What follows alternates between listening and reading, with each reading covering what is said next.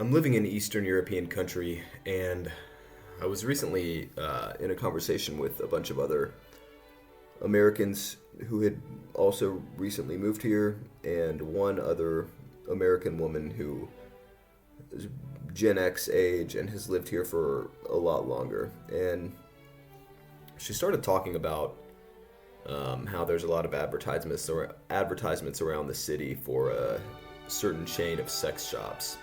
And she said with this smugness, yeah, you'll probably notice that this country isn't as puritanical and repressed as America is. And just the glee and smugness and how pleased she was with herself for having said this just really gave me pause, and I have been thinking about it for off and on for days afterwards.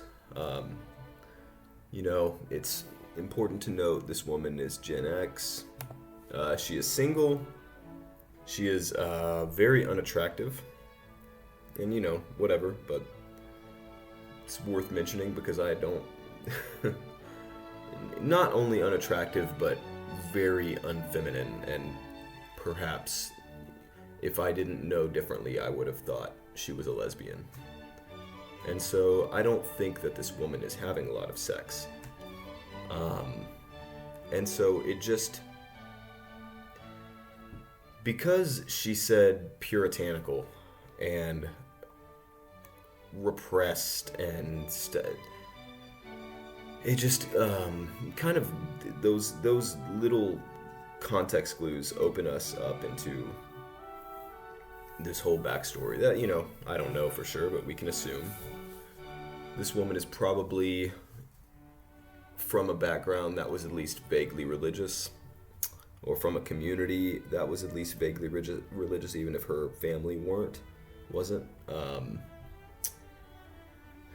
And at some point, I mean, that's the thing with all of these things, from older people when they say this stuff. It's like, it's the kind of thing that a teenager would gloat about, It's like a teenager going to the mall and going in. It's like when you're a teenager and your parents let you go to the mall alone for the first time. So where do you and your friends go? You go to Spencer Gifts and you go look at like the dildos and like the boob stuff and the penis lollipops that they have in the back of the store.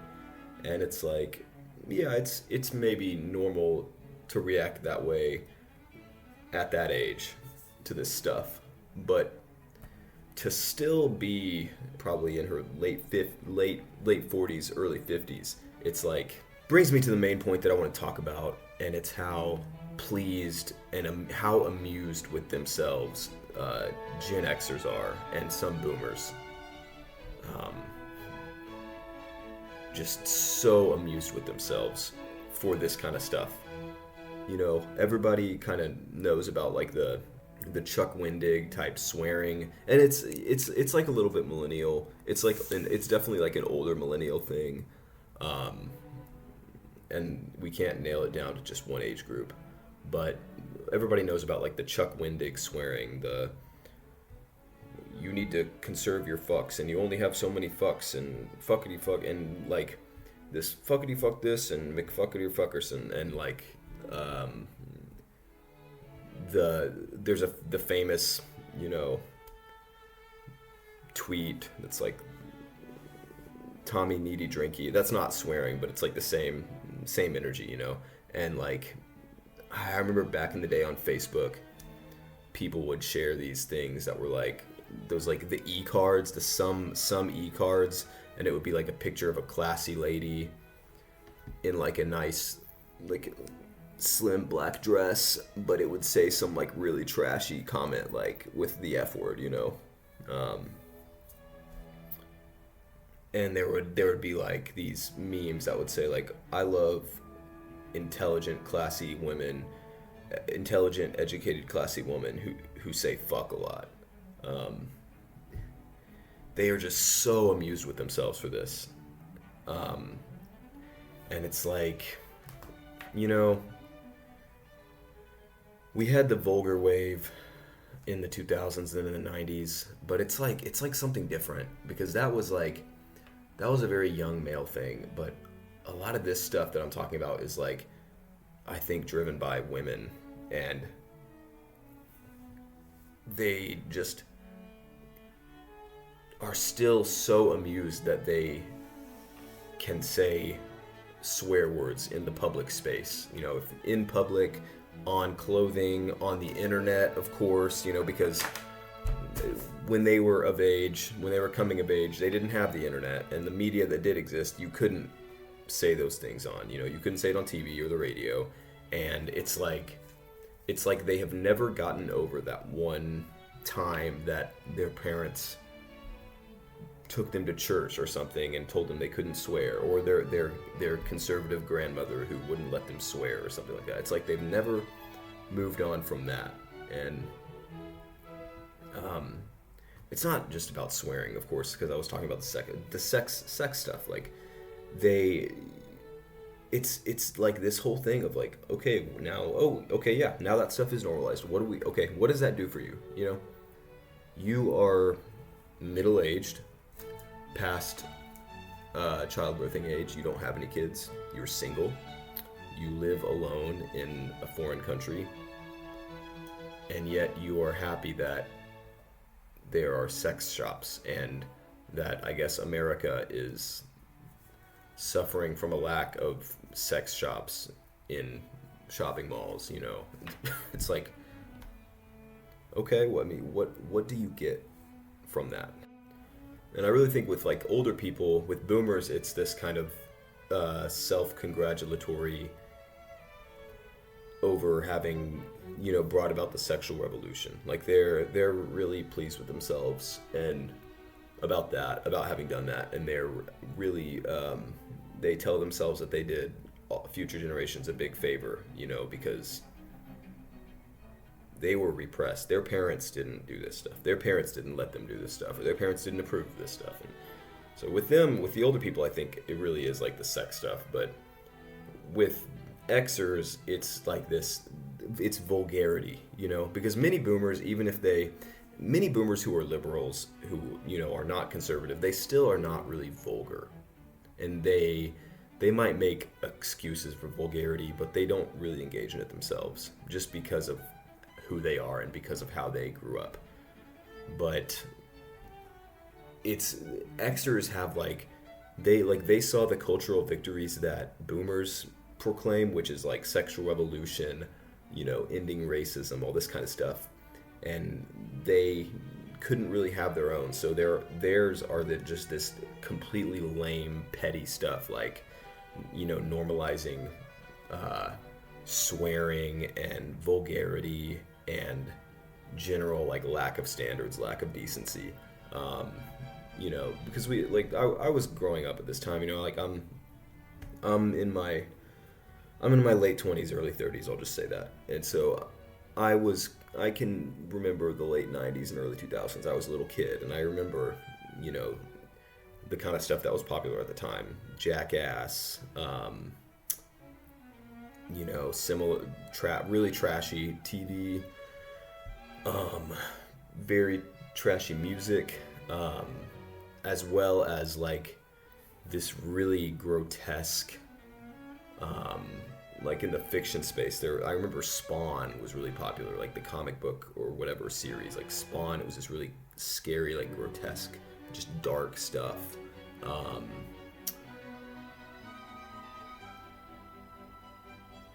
You know, things were very sexualized on television, more so than they are now, as a matter of fact. I mean, you know, of course, TV is something totally different now, and that's a separate topic, but so like the Gen X cultural victory has been like liberating us from not being able to be trashy in public, and I think that social media was a huge thing for them, because never before could they like go have some kind of platform to just be vulgar. I mean, you could do it in real life, I guess, but you know, Gen Xers getting Facebook and being able to say fuck every other word, just amuses them to no end, you know.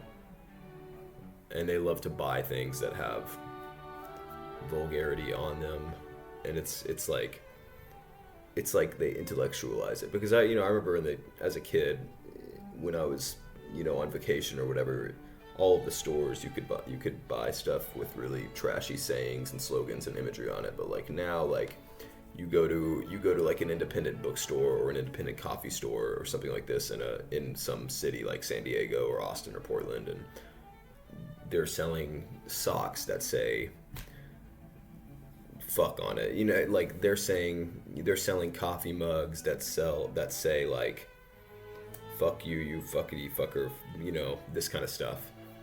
And they love the fact that like they can buy that, because when they were kids, when they were teenagers, like you couldn't do that because their parents didn't like that stuff. Like they're boomers, to their credit, most of them don't like that stuff.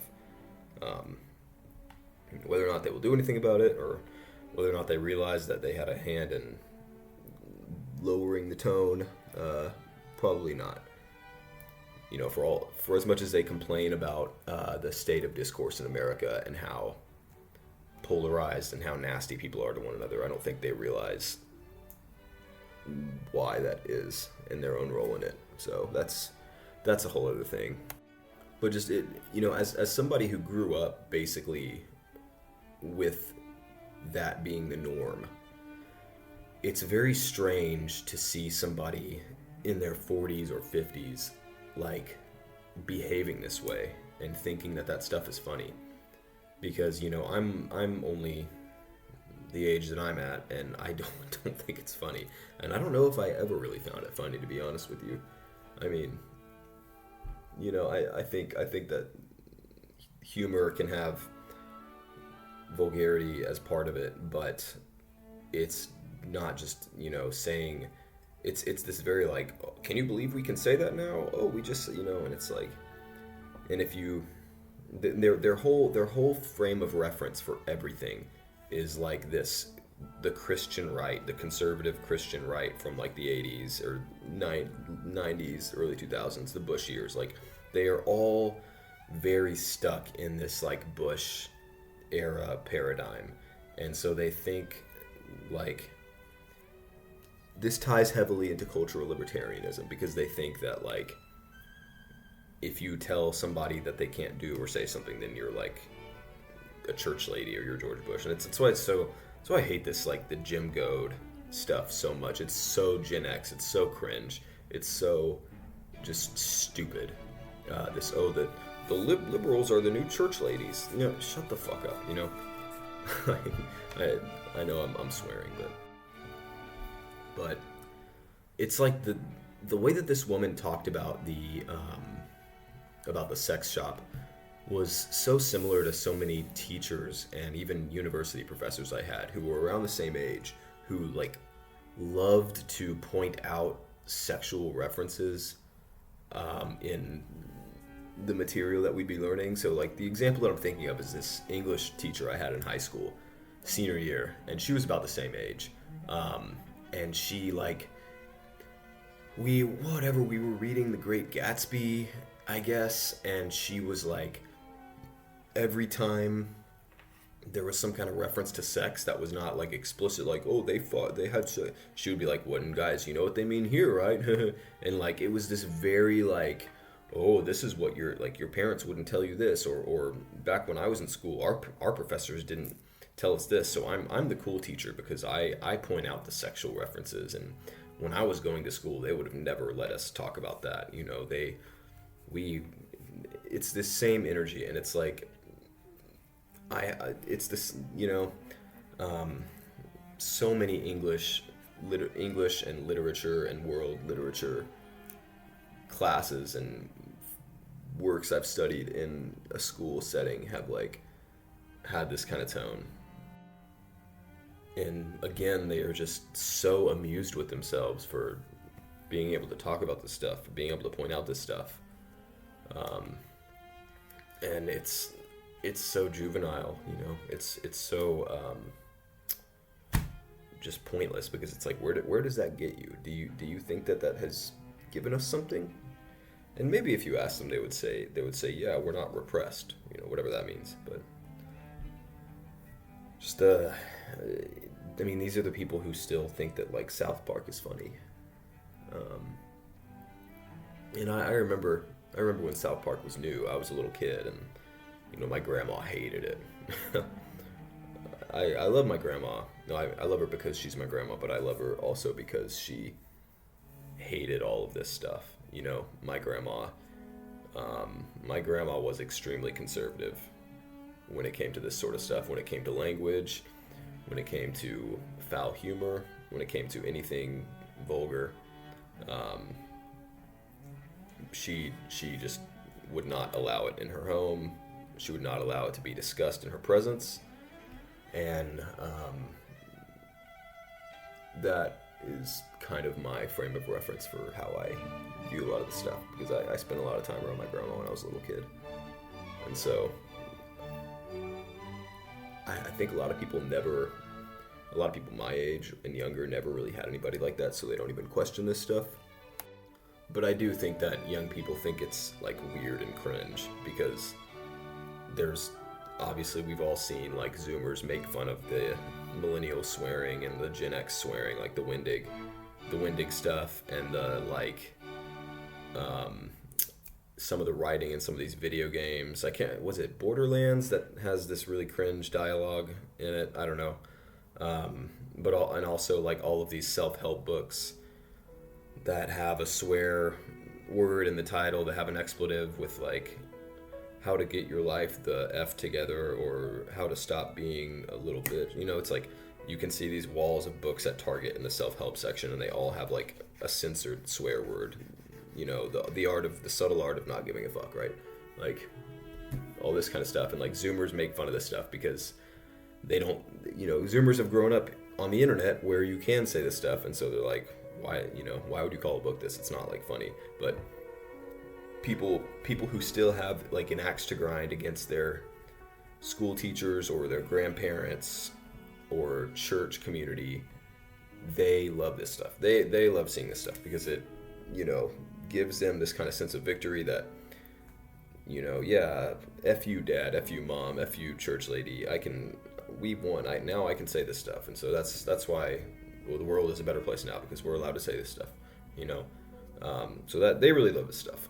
They really love it for that reason, because it kind of plays into their like narcissism, that they've been a part of accomplishing something. I think. I mean, I'm not one of them, but that's what I think a lot of this is. It's like because they'll have like these. You'll have like a store that is stuff for women, like a store that's very woman coded, like in like a local bookstore, or like a store with like little gifts. And in the past, a niche that would have actually been filled by Hallmark, which is some. I don't know how many people know about Hallmark stores like nowadays, or who go. I don't even know how many Hallmark stores there are left, but I remember being dragged to many a Hallmark store when I was a kid, and my mom or grandma would be shopping for gifts, or shopping for Christmas ornaments or candles or whatever, and it's a gift shop for ladies. But now those places are selling like socks that have pictures of cats and like cursive letter fuck on them, and then like Ruth Bader Ginsburg tote bags and stuff like that. That's what it is now, because the women in this demographic are not married and making the kind of homes that you would need to get stuff from Hallmark at, so they're doing this stuff instead. And so, and I mentioned this kind of stuff, like the Ruth Bader Ginsburg stuff, the indie bookstore with the swear word socks and candles, but this is almost equally, if not more so, a Republican conservative red state problem. Because like a lot of these like millennial Gen X like Republican leaning women are very vulgar and love this kind of stuff, and they're into like, I don't know, they're just into being really gross. Like these people love this stuff, and they don't do it in exactly the same kind of way, but they do it, and they like, they're, for them, like probably, oh yeah, their conservatism is like being able to say fuck, and because like that triggers the libs or something like that. You know, the snowflakes don't like it when you talk about sex in public or something. The snowflakes don't like it when you have a fuck Joe Biden flag, and so it's not just a left-wing thing. It's not just a liberal thing or even like an urbanite thing. I mean, the idea that like people in smaller towns or more rural communities would go against this stuff is like, I don't really think so. Just from what I've seen in my own experience. And I mean, at the end of the day, I think you are going to get a lot of younger people who don't like this stuff and want to kind of move away from it.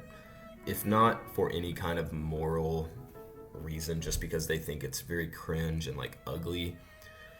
Because the kind of vibes and the kind of aesthetics and cultural connotations that go along with this sort of stuff are not very appealing to like smart, intelligent young people. You know, like they're not gonna say, oh, you shouldn't say the F word or talk about sex because it's like immoral or a sin or whatever. They just think it's ugly and like cringe and like very like poor person coded.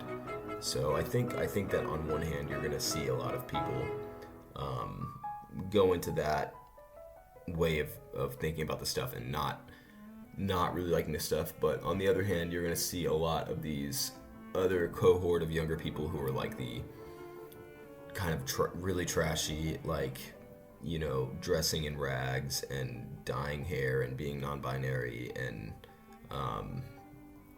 having a bunch of really like ugly stick and poke tattoos. They are gonna like keep this thing going, this kind of cultural meme going in different ways, but they're gonna keep on doing it, and they're not going to like any kind of naysaying of it. That's the other thing, is that like unless you are like kind of an online right-wing person or a seriously religious person, you may not like this stuff, you may think it's cringe, but you're not really armed with the proper rhetorical and ideological ability to argue against it. Because the moment somebody says, well, just let people do whatever they want and let people say whatever they want, you're not going to be able to argue against that because our entire society is built on letting people do whatever they want. You know, you cannot point out anything being bad without somebody coming in and saying like, well, if you don't like it, don't look at it. If you don't like it, don't listen to it. If you don't like it, it's not my job to protect your kid from seeing this. It's your job to protect your kid from seeing this. So I guess, okay, then we don't bring our kids out of the house ever, I guess, because that's how you protect your kids from this stuff. So, I mean, the kind of solutions I would offer are shaming, like actual shaming and shunning of this kind of behavior and people who engage in it, and honestly, legal stuff. Like, I've talked to my dad about this before, and he said that, you know, when he was growing up in the small town he grew up in, there was no law on the books about this, but like, if you were walking around the town and wore a shirt that said like, you know, fuck you, I'm from Texas, or something like this, like something would happen. there would like, you know, not like people would beat you up or you would get jumped, but like you would get a lot of pushback. And so I think that's really the only way to handle this stuff. And it's not a matter of protecting your kids from it. I mean, obviously you should protect your kids from it, but it's not even really the point of this video. I've just been kind of marveling at how like amused with themselves Gen Xers and some other people of that age group are with this kind of stuff, with their ability to be vulgar and to be trashy. It's so juvenile, and it doesn't do anything for you, you know, but that's about all.